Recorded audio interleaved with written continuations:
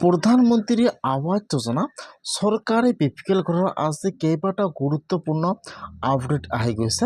যদি আপোনালোকে এতিয়ালৈকে চৰকাৰী ঘৰটো লাভ কৰা নাই তেনেহ'লে কিন্তু আজি আপোনাৰ কাৰণে গুৰুত্বপূৰ্ণ নতুন এটা আপডেট আহি গৈছে।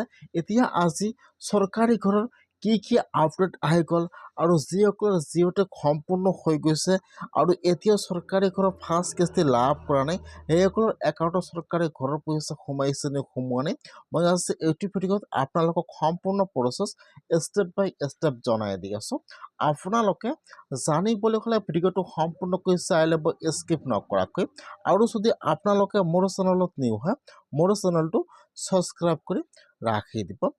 যিসকলে চৰকাৰী ঘৰৰ কাৰণে এপ্লিকেশ্যন কৰিছিল আৰু জিঅ'টেক সম্পূৰ্ণ হৈ গৈছে এতিয়ালৈকে একাউণ্টত চৰকাৰী ঘৰৰ পইচা সোমোৱা নাই, আজি কিন্তু চৰকাৰী ঘৰৰ ডাঙৰ আপডেট আহি গ'ল। যিসকলৰ জিঅ'টেক সম্পূৰ্ণ হৈ গৈছে এতিয়া কিন্তু সেইসকলৰ একাউণ্টত আজিৰ পৰা চৰকাৰী ঘৰৰ পইচা সোমোৱা আৰম্ভ হৈ গৈছে।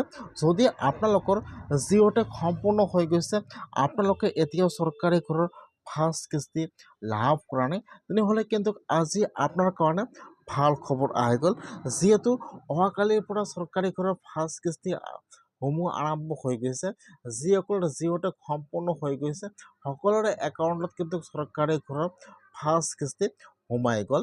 সেইকাৰণে যদি আপোনালোকৰ জিঅ'টেক সম্পূৰ্ণ হৈ গৈছে আপোনালোকে এতিয়াও চৰকাৰী ঘৰৰ ফাৰ্ষ্ট কিস্তি লাভ কৰা নাই তেনেহ'লে আপোনালোকে আজি আপোনালোকৰ বেংকৰ একাউণ্টটো চেক কৰক।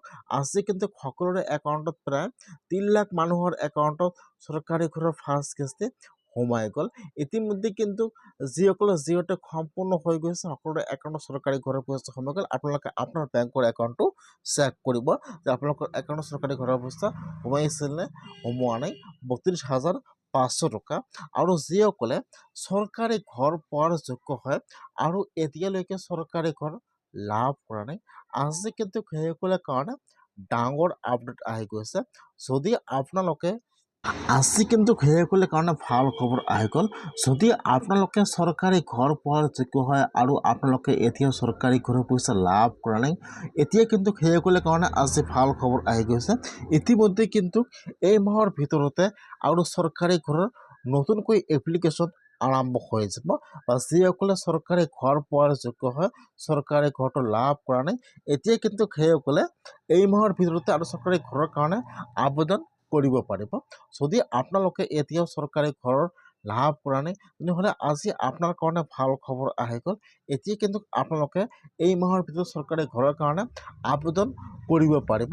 যিসকলে এতিয়ালৈকে চৰকাৰী ঘৰটো লাভ কৰা নাই আজি সেইসকলৰ কাৰণে গুৰুত্বপূৰ্ণ আপডেট আহি গৈছে। চৰকাৰী ঘৰৰ পইচা সোমোৱা আৰম্ভ হৈ গ'ল আৰু যিসকলে চৰকাৰী ঘৰ লাভ কৰা নাই এতিয়া সেইসকলে চৰকাৰী ঘৰৰ কাৰণে অনলাইনত মোবাইলৰ পৰা আবেদন কৰিব। কেনেকুৱাকৈ আপোনালোকে আবেদন কৰিব নেক্সট ভিডিঅ'ত দেখুৱাই দিম।